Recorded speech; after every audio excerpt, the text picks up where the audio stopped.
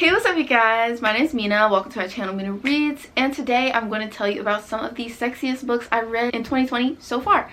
So, as you all know, I love romance, particularly steamy, sexy, erotic romances, so I thought I would just give you guys some of my recommendations, and my patrons voted for this video, so thank you to my patrons for helping me because I'm so indecisive and I didn't know what to film today. But before we do that, I just want to thank today's sponsor, Book of the Month. So, Book of the Month is an online subscription service that aims to promote new and emerging authors, and every month their team provides a carefully curated selection of 5 new and early release titles for you to pick from, and each month you get one book and your box is $14.99, but you get your first box for $9.99 with the code SAYBOOK. So check out the link in my description if you want to get your first box for $9.99. You are not going to find hardcovers for adult titles in this price range anywhere else. They offer a variety of genres, from romance to thriller to literary fiction. So whatever you like, they have something for every taste. If the curated selection that they provide is not something that you're interested in that particular month, you can easily skip a month for no charge, and I love that. It's just easy, risk-free. Selections for this month include Memorial by Brian Washington, a queer literary fiction novel about a couple on the brink wondering why they're still together after all this time. Then we have These Violent Delights by Chloe Gong, one of my most anticipated young adult fantasy books of the year. We have The Star-Crossed Sisters of Tuscany, which is a family novel about generational curses. Pretty Little Wife by Darby King, a contemporary thriller about a wife who appears to have murdered her husband, but apparently his body has gone missing. And finally, This Time Next Year by Sophie Cousins, which is about 2 individuals who were born on the same day, and they are now rivals. To get these books and more, check out the link in my description and use the code SAYBOOK to get your first box for $9.99. Okay, so I'm going to start this one off with Harbor by Rebecca Weatherspoon. This book is a polyamorous black love romance. We absolutely love to see it. I'm trying to figure out how to describe Harbor because Harbor is very complex. So essentially we have these 3 main characters, Brooklyn, Shaw, and Vaughn, and they all meet because their respective partners were cheating on them and they were murdered while they were in the act of cheating. So now Brooklyn, Vaughn, and Shaw are all left in their grief and confusion over, you know, their anger at their partners for cheating, but also the grief of their partners obviously having been murdered, and it's really sad and really terrible. And so they kind of end up turning to each other and bonding with each other because they're kind of the only people who can understand this really unique form of grief that they're experiencing, and they end up forming this really interesting relationship. And this book is so sexy. Obviously the concept sounds a little bit like a Debbie Downer, but this book is not really a downer. It's just like kind of an interesting introduction to their relationship, but these characters are so hot together, and this is a BDSM romance, so there's like some kink in here, and it's so sexy and it's so healthy. The communication, the consent is all there, and it's so hot, and I would definitely recommend it if you want something that's unique and a little emotional and polyamorous with healthy communication, and also kink with healthy communication. We love to see it. I would highly recommend it. The next book that I want to recommend to you guys is American Sweethearts by Adriana Herrera. This book is so...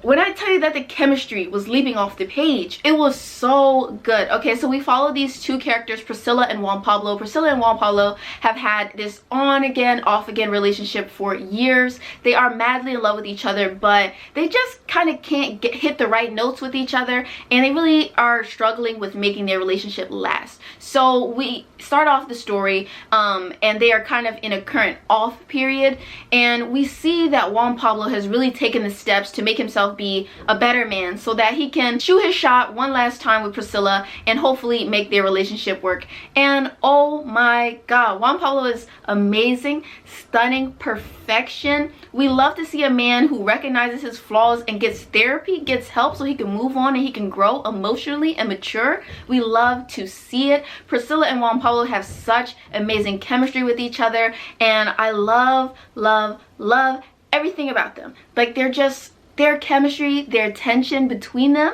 the sex scenes in this book are so hot. They're so good. And if you guys know me, a part of my personal branding is pegging, and men get pegged in this book.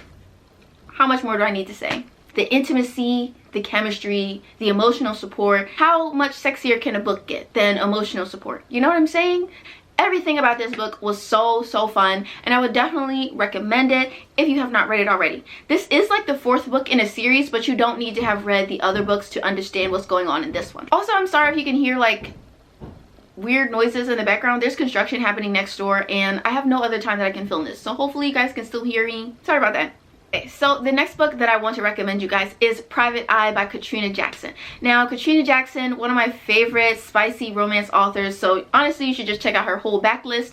Everything that she writes is hot as hell, but Private Eye is something else. Private Eye, we follow these 2 characters named Maya and Kenny. Kenny is a spy and Maya is a cam girl, and Kenny happens to have come across Maya when he's doing surveillance for a mission that he's on, and he comes across Maya's cam show, and he kind of just develops this relationship with her, and so they have this like cam girl client relationship going for a while, but he can't really divulge too many details about who he is and everything because, you know, he's a spy, can't blow his cover. But they have this really instantaneous kind of connection, and basically the fact that Kenny is a spy comes out when they need to fake date for a spy mission that Kenny is on, and like it has everything that I need in it.